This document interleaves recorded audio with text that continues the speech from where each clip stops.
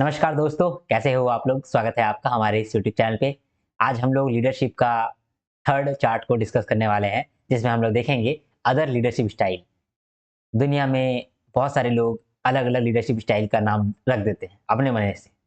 कोई बोलता है कि ये लीडरशिप स्टाइल ना नार्सिसिस्टिक लीडरशिप स्टाइल है। कोई मोदी को देखेगा बोलेगा ये तो सर्वेंट लीडरशिप है। समझे? इस तरह से बहुत सारे लोग अलग अलग लीडरशिप स्टाइल बना दिए हैं। तो वो लीडरशिप स्टाइल के बारे में आपको थोड़ा बहुत नॉलेज होना चाहिए, क्योंकि आप लीडरशिप चैप्टर पढ़ रहे हो और दुनिया में कोई लीडरशिप के बारे में बोल रहा है और वो आपको समझ में ही नहीं आया, तब तो आप बेवकूफ़ कहला जाओगे। इसीलिए आपको हर तरह की लीडरशिप के बारे में मालूम भी होना चाहिए, ठीक है? अब बिना किसी देरी के हम लोग आज का सेशन चालू करते हैं। लेकिन इससे पहले मैं आपसे फिर से माँगूँगा कि आप एक लाइक दे दीजिए।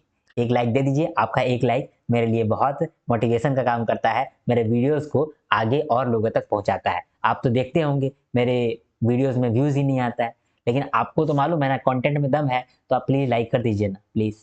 चलिए, अब स्टार्ट करते हैं। अब तक हम लोगों ने लीडरशिप में क्या-क्या देख रखा है, उसको भी हम लोग एक बार देख लेंगे, ठीक है? स्टार्ट करते हैं हम लोग। क्या हो गया? ठीक है। तो देखिए, सबसे पहले हम लोग लीडरशिप का पहला चार्ट देखें, जिसमें हम लोग देखें कि लीडरशिप क्या होता है, ठीक है? हम लोग देखें कि लीडरशिप क्या होता है। 3 तरह का लीडरशिप स्टाइल कौन-कौन सा है कट लेविन के हिसाब से, जिसमें हम लोगों ने ऑटोक्रेटिक देखा, डेमोक्रेटिक देखा और लेज़र-फेयर देखा, ठीक है? इसके बाद फिर हम लोग देखें कि ट्रांज़ैक्शनल और ट्रांसफॉर्मेशनल लीडर क्या होता है और इसके बीच का अंतर क्या है, और ट्रांसफॉर्मेशनल लीडरशिप के बारे में थोड़ा बहुत और इन्फॉर्मेशन हम लोगों ने गैदर किया। अब हम लोग देखने वाले हैं अदर लीडरशिप स्टाइल। ये सब लीडरशिप स्टाइल क्या-क्या है उसको हम लोग देखेंगे। ये भी बहुत आसान है, एग्ज़ाम्पल के साथ मैं आपको बताऊँगा। मैं क्रिकेट का एग्ज़ाम्पल ज़्यादा देता हूँ क्योंकि मैं ज़्यादा क्रिकेट देखता हूँ, इसीलिए एग्ज़ाम्पल मैं कनेक्ट कर लेता हूँ, ठीक है? तो बिना किसी देरी के हम लोग स्टार्ट करते हैं, ठीक है? तो अदर लीडरशिप स्टाइल में, लीडरशिप का बहुत-बहुत स्टाइल होता है। मैंने आपको कहा था कि लीडरशिप स्टाइल ना हर तरह का लीडरशिप स्टाइल हो सकता है, लेकिन मेजर 2 ही है, जो मेजर लीडरशिप स्टाइल है। एक है ट्रांसफॉर्मेशनल और एक है ट्रांज़ैक्शनल, जिसको मैंने पिछला वीडियो में कवर कराया। ये वाला वीडियोज़ में अदर लीडरशिप स्टाइल है, क्योंकि बहुत सारे लोग लीडरशिप का अलग-अलग नाम दे दिया है, तो वो सब नाम भी तो आपको मालूम होना चाहिए। तो यहाँ पर हम लोग ऐसा 10 लीडरशिप स्टाइल का नाम हम लोग जानेंगे, ठीक है? अब चलिए एक-एक करके हम लोग सारा लीडरशिप को देखते हैं। सबसे पहला है सर्वेंट लीडरशिप। सर्वेंट लीडरशिप बड़ा हो ज़्यादा ही। हाँ, ये ठीक है। देखिए, सबसे पहला है सर्वेंट लीडरशिप। इसको देने वाला कौन था? इस टर्म को देने वाला था रॉबर्ट के ग्रीनलीफ, ठीक है? इसमें क्या होता है, दूसरे का नीड्स को पहले रखा जाता है। ये एनजीओ में देखा जाता है, पॉलिटिक्स में देखा जाता है। जैसे आप यहाँ पर देख रहे हैं, मैं भी चौकीदार। ये क्या कहता है कि जितना भी लोग हैं, उसका ये चौकीदार है, ये सर्वेंट है। यही ना कहते हैं, मैं सबका सर्वेंट हूँ, सबका नौकर हूँ, मैं सबका चौकीदार हूँ, यही ना कहते हैं। यहाँ पर इस लीडरशिप में पावर पिरामिड जो होता है, वो अपसाइड डाउन होता है। पावर पिरामिड क्या होता है?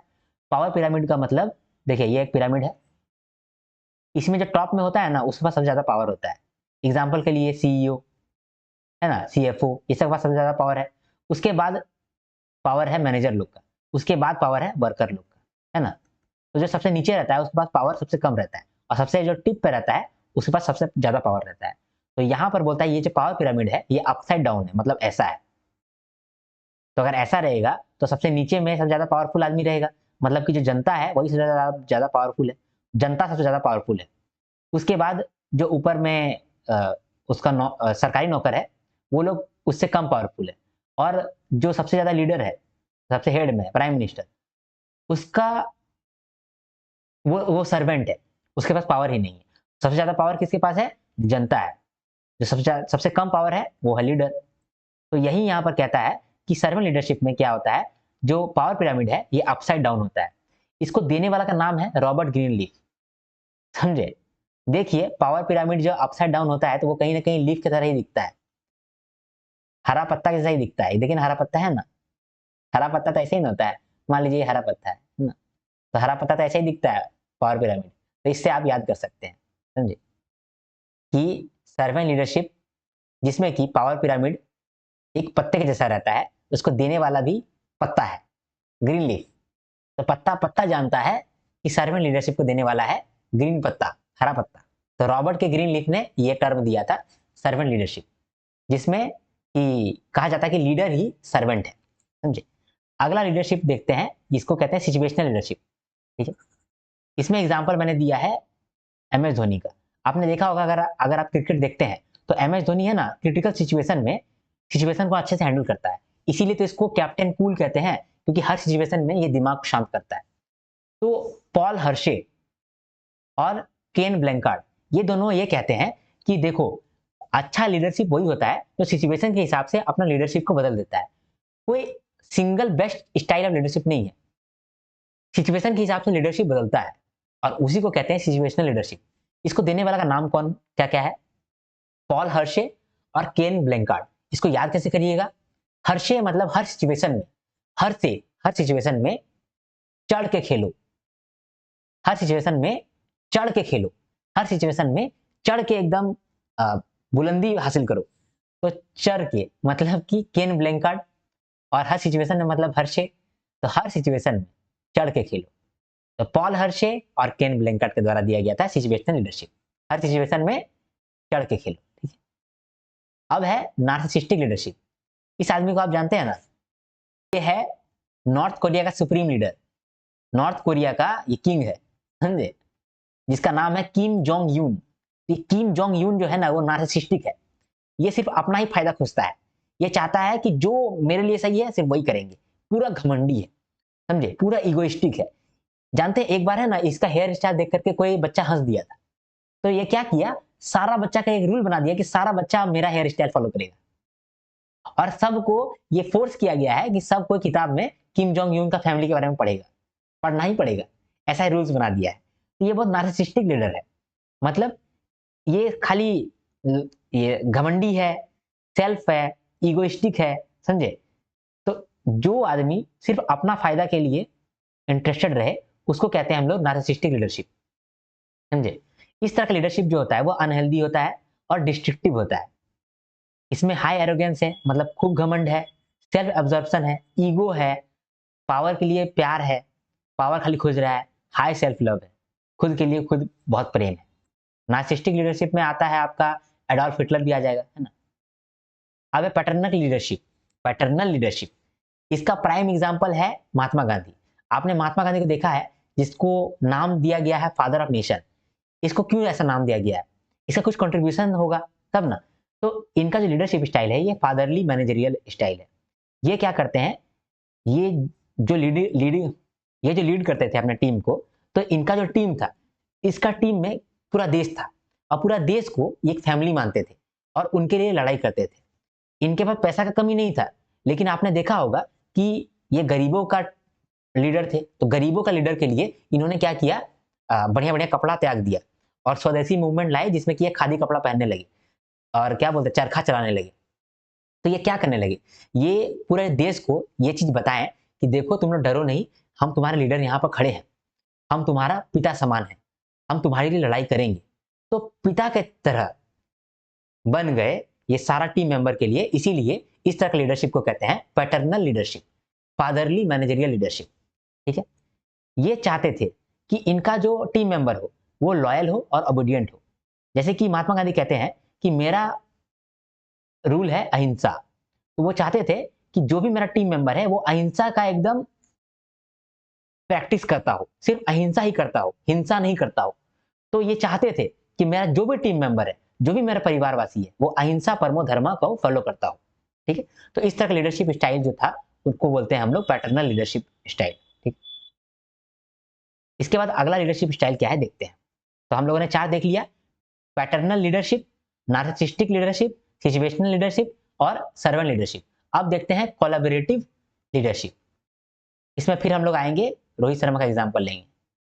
आपने देखा होगा टी20 वर्ल्ड कप अभी चल रहा है ना, तो जब 50 ओवर का वर्ल्ड कप चल रहा था 2023 में, पिछला ही साल, तो क्या था ना, रोहित शर्मा पूरा खुश रहता था, विराट कोहली को जाके गला मिल लिया है, केएल राहुल को जाके गला मिल लिया है, पूरा खुश हो गया है, पूरा आपस में बात कर रहा है, पूरा मस्ती कर रहा है, अभी भी करता है वैसे। तो ये जो है ना अपना टीम मेंबर के साथ अच्छा रिलेशनशिप बनाकर रखा है, कोलैबोरेट करके रखा है। तो और इस क्यों करता है, मालूम है क्यों करता है? देखिए, रोहित शर्मा ये जानता है कि अगर हम अपना टीम को खुश रखेंगे ना, तो टीम मेरे लिए अच्छा परफॉर्म करेगा, और टीम अगर मेरे लिए अच्छा परफॉर्म करेगा तो अल्टीमेटली हम लोग का टीम वर्ल्ड का नंबर 1 टीम बन जाएगा, समझे। और एक एग्जांपल मैं देता हूँ, अभी रोहित शर्मा का झगड़ा हो गया था ना इसके साथ, हार्दिक पांड्या के साथ, लेकिन देखिए पूरा आईपीएल में वो हार्दिक पांड्या के साथ ही रहता था। क्यों? क्योंकि वो जानता था कि हार्दिक पांड्या से हमको काम निकालना है टी20 वर्ल्ड कप में, इसीलिए वो हार्दिक पांड्या के साथ वो रिलेशनशिप बिल्ड करके रखा था, समझे। तोड़ा नहीं, वो तोड़ भी सकता था, हम लोग जैसे आदमी तोड़ देते, लेकिन वो तोड़ा नहीं, क्योंकि जानता था कि हमको इससे काम निकलवाना है, अगर काम निकलवाना है तो अच्छा रिलेशनशिप बना कर रखना पड़ेगा। इसीलिए इस तरह का जो लीडरशिप होता है, उसमें लीडर जो होता है वो टाइम इन्वेस्ट करता है ताकि अच्छा रिलेशनशिप बनाए। यहाँ पर आप इस फोटो को देखिए, कितना अच्छा रिलेशनशिप ये बना कर रखा है। ये जानता है कि अगर हम खुद परफॉर्मेंस नहीं करेंगे, लेकिन मेरा अंदर में जो बेस्ट परफॉर्मर है वो तो परफॉर्म करेगा, इसीलिए वो अच्छा रिलेशनशिप बना करके रखता था, ठीक है। ये ट्रस्ट बना करके रखा है ओनेस्ट और ट्रांसपेरेंट कम्युनिकेशन की वजह से, ठीक है। ये बोल देता था कि देखो विराट कोहली, मैं तुमसे ये एक्सपेक्ट करता हूं, तुम ऐसा परफॉर्मेंस करो प्लीज। तो इस तरह से वो ट्रस्ट बना कर रखा था कि जो भी उसका मन में आता था वो बोल देता था, अगर उसको बुरा लग रहा है तो बोल दिया, अच्छा लग रहा है तो बोल दिया। तो जब टीम मेंबर सोचेगा कि देखो यार ये ऑनेस्ट है, पीठ पीछे मेरा कुछ बुराई नहीं करता है, मेरे मुंह पे ही बुराई कर देता है, तो ये अच्छा है, इस पे हम ट्रस्ट कर सकते हैं, तो वो ट्रस्ट बनाता था। हैंडलिंग कॉन्फ्लिक्ट्स इन ए कंस्ट्रक्टिव मैनर, देख ही लिया आपने आईपीएल में हार्दिक पांड्या के साथ कितना ज्यादा झगड़ा हो गया था इसका, इसके बावजूद उस कॉन्फ्लिक्ट को ये लोग ठीक से हैंडल किया ताकि उसके ज्यादा प्रॉफिट निकाल पाए उससे, है ना। Being empathetic and inclusive, empathetic का मतलब कि दूसरा किस प्रॉब्लम से गुजर रहा है उसको समझना। मान लीजिए कि यहाँ पर श्रेयस अय्यर था, श्रेयस अय्यर अच्छा से नहीं खेल पा रहा था शुरुआत में, तो रोहित शर्मा उसको क्या बोला कि कोई बात नहीं, तुम अच्छा नहीं खेल पा रहा है, तुम अपना क्या बात करता, मेरा बोलो ना यार, हम तो अपने अच्छा नहीं खेल पा रहे हैं, ठीक है। तो इसलिए तुम टेंशन मत लो, हम तुम्हारे बारे में समझते हैं कि तुमको प्रॉब्लम हो रहा है, लेकिन कोई बात नहीं, हम तुम्हारा सपोर्ट करेंगे, ऐसे करता है। तो ऐसे करने वाला लीडर होता है कोलैबोरेटिव लीडर, जो कोलैबोरेट करके लीडरशिप करता है और फायदा मिलता है। श्रेयस अय्यर शुरुआत में अच्छा नहीं खेल रहा था, लेकिन रोहित शर्मा एम्पैथेटिक हुआ, मतलब उसके दर्द को समझा, सपोर्ट किया, फिर उसका फायदा क्या हुआ, सेमीफाइनल में आकर के श्रेयस अय्यर 100 रन बना दिया नॉकआउट मैच में, सोचिए, तो फायदा हुआ ना। तो इस तरह लीडरशिप को बोलते हैं कोलैबोरेटिव लीडरशिप। अब हम लोग देखते हैं कैरिज्मेटिक लीडरशिप, इसमें भी रोहित शर्मा का एग्जांपल लेते हैं। इसमें क्या हो रहा है, ट्रांसफॉर्मेशनल लीडर का कैरेक्टरिस्टिक्स है इसके अंदर, जो ट्रांसफॉर्मेशनल लीडर होता है उसका कैरेक्टरिस्टिक्स आता है, उसी को हम लोग बोलते हैं charismatic leadership. Leading by example, यहाँ पर मैंने आपको दिखाया है कि जो रोहित शर्मा है ये बोला था कि हम लोग एग्रेसिव खेलेंगे, हम मार फाड़ के खेलेंगे, और जाकर के खेलने भी लगा। फर्स्ट में यही बैटिंग उतरता था और एकदम भयंकर खेलने लगता था, अभी भी वही है, अच्छा खेलने लगता था। तो ये क्या कर रहा है, ये खुद एग्जाम्पल दिखा रहा है कि देखो इस तरह से तुम लोग को भी खेलना है, तो ये लीड कर रहा है बाय एग्जाम्पल। जो इस तरह का एग्जाम्पल देता हो ना वो रिवॉल्यूशनरी होता है, ठीक है, और हाईली कॉन्फिडेंट रहता है, ठीक है। तो ये हो गया कैरिज्मेटिक लीडरशिप। कैरिज्मेटिक मतलब क्या, करिश्मा है या सुंदर है, ठीक है। यहाँ पर विराट कोहली का एग्जाम्पल भी आप ले सकते हैं, ठीक है। लेकिन ठीक है, अब हम लोग देखते हैं अगला शेयर लीडरशिप। शेयर लीडरशिप का मतलब होता है ना कि ऐसा लीडरशिप जिसके अंदर बहुत सारे लीडर बने, समझे। एम एस धोनी जब लीडर बने थे तो क्या हुआ था कि जब एम एस धोनी छोड़ के गए तो रोहित शर्मा लीडर बन गया, समझे, और क्या बोलते हैं विराट कोहली लीडर बन गया, समझे, ये हार्दिक पांड्या लीडर बन गया। तो देख रहे हैं एम एस धोनी जब छोड़ के गया तो इतना सारा लीडर बन गया। इसका मतलब कि जब एम एस धोनी लीडर था तो उस समय रोहित शर्मा, विराट कोहली, हार्दिक पांड्या ये लोग भी लीडर था, सीख रहा था लीडरशिप। तो इसीलिए बोलते हैं कि ऐसा लीडरशिप जिसमें कि मल्टीपल लीडर का आगमन हो जाए, ऐसा लीडरशिप जिसमें मल्टीपल लीडर्स का इमरजेंस हो गया, मतलब उद्घाटन हो गया या फिर कहें कि उत्पन्न हो गया। शेयर लीडरशिप को हम लोग मेजर भी कर सकते हैं। इसको मेजर करने का 3 तरीका है। पहला है कि टीम का कलेक्टिव लीडरशिप बिहेवियर को रेट करो। क्या करो, देखो कि मेरा टीम में 10 मेंबर है, ठीक है, तो 10 मेंबर किस तरह से लीड कर सकता है, 10 मेंबर किस तरह का लीड कर सकता है। पहला मेंबर अच्छा लीड कर सकता है, दूसरा नहीं कर सकता है, तीसरा बहुत अच्छा कर सकता है, चौथा बहुत अच्छा कर सकता है। तो इस तरह से तुम रेट करो हर आदमी का क्वालिटी, लीडरशिप क्वालिटी, इससे तुम पता कर सकते हो कि शेयर लीडरशिप कैसा है। दूसरा है सोशल नेटवर्क एनालिसिस, इससे भी तुम शेयर लीडरशिप को इवेल्युएट कर सकते हो, मेजर कर सकते हो। कैसे? तुम देखो कि रोहित शर्मा कितना लोगों से बात करता है और विराट कोहली कितना लोगों से बात करता है और हार्दिक पांड्या कितना लोगों से बात करता है। अगर आप देख रहे हो कि सब कोई आपस में क्या मस्त कनेक्शन बना कर रखा है, इसका मतलब कि ये लोग कहीं ना कहीं लीडरशिप का क्वालिटी लेकर के बैठा हुआ है। भले ही लीडर नहीं, लेकिन लीडरशिप का क्वालिटी लेकर बैठा हुआ है। किसके अंदर? MS धोनी के अंदर। समझे? तो ये शेयर लीडरशिप को मेजर कर लिए। और तीसरा है मेजर करने का तरीका है जिसको हम लोग कहते हैं bars, behaviourally anchored ring scale, sorry rating scale. इसमें रेट करते हैं बिहेवियर के हिसाब से और उससे हम लोग मेजर कर लेते हैं। ठीक है, तो मेजरली आपको ये याद रखना है कि शेयर लीडरशिप क्या होता है। इसमें मल्टीपल लीडर्स पैदा होता है। ठीक है, एक एक करके। ठीक है, अब हम लोग देख रहे हैं अगला leadership, bureaucratic leadership. Bureaucratic leadership, यहाँ पर विराट कोहली का मैंने यहाँ पर फोटो दिया है, आपको शायद दिख रहा होगा। दिख रहा है कि नहीं दिख रहा है? हम दिखा? हाँ दिखा होगा शायद।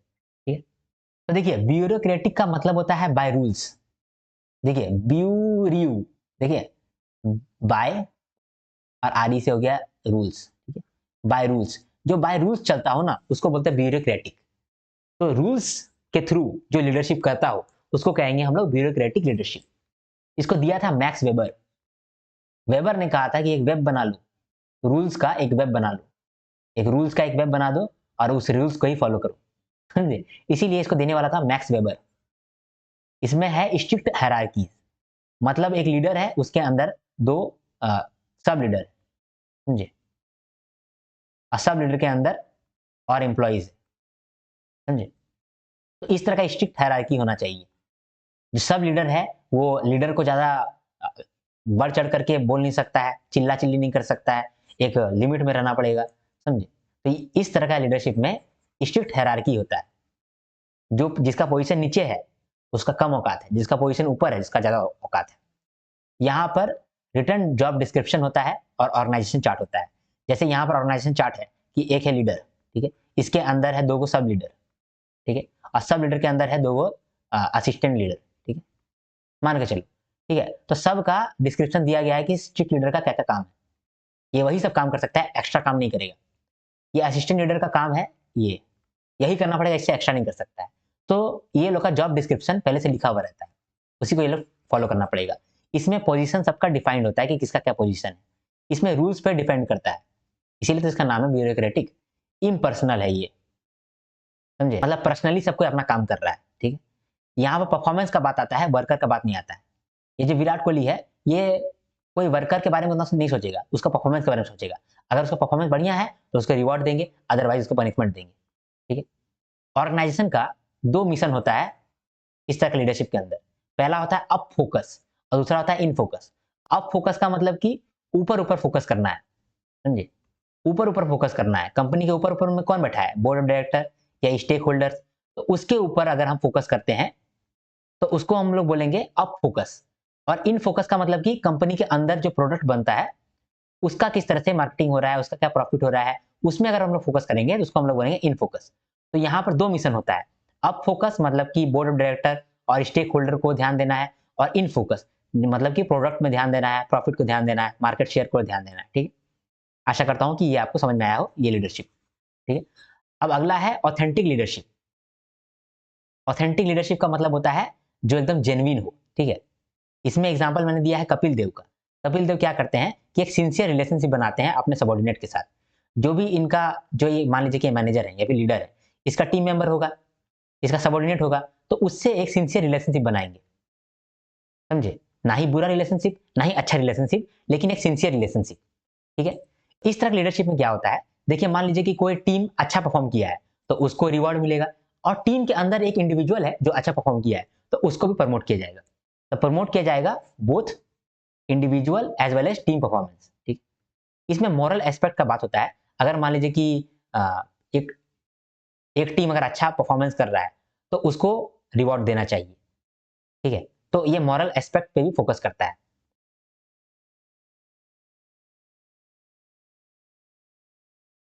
इस तरह के लीडरशिप में क्या होता है, पहले लीडर क्या करता है, जानता है कि उसका टीम मेंबर कौन है और वो क्या चीज में बिलीव करता है, और उसी हिसाब से लीडर काम करता है।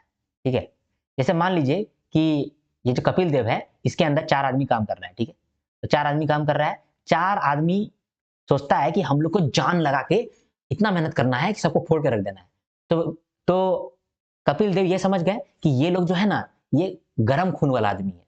तो गरम खून वाला आदमी को गरम खून वाला ही ताकत देना पड़ेगा, उसी तरह का मोटिवेशन देना पड़ेगा, समझे। और अगर मान लीजिए कि ये 4 आदमी जो है ये शांति वाला आदमी है, शांति से काम करता है, तो कपिल देव भी उसको शांति से समझाएंगे, शांति से काम करवाएंगे, समझे। इस तरह को बोलते हैं हम लोग ऑथेंटिक लीडरशिप। आई होप समझ में आया हो आपको। अब है एथिकल लीडरशिप। एथिकल लीडरशिप का प्राइम एग्जांपल है रतन टाटा जी। ये सब का अच्छे के बारे में सोच करके लीडरशिप करते हैं। एग्जाम्पल, इनका कंपनी में एक एम्प्लॉय था जिनको कैंसर हो गया था। तो ये बोले कि जितना भी खर्चा लगेगा मैं उसका दूंगा, ठीक है, और उसका जो बेटा है उसको जॉब भी मैं ही दूंगा। तो ये कितना अच्छा काम कर रहे हैं, सबों के लिए अच्छा काम कर रहे हैं, तो ये कॉमन गुड कर रहे हैं, इसके लिए ये एथिकल लीडरशिप कहलाया, समझा। इस तक लीडरशिप है ना, ये उचित भी होता है, यानी एप्रोप्रिएट भी रहता है और हर जगह एक्सेप्टेबल होता है। तो ये वाला चार्ट हम लोग का खत्म हो गया, ठीक है। फटाफट इसको एक बार हम लोग समराइज कर देते हैं।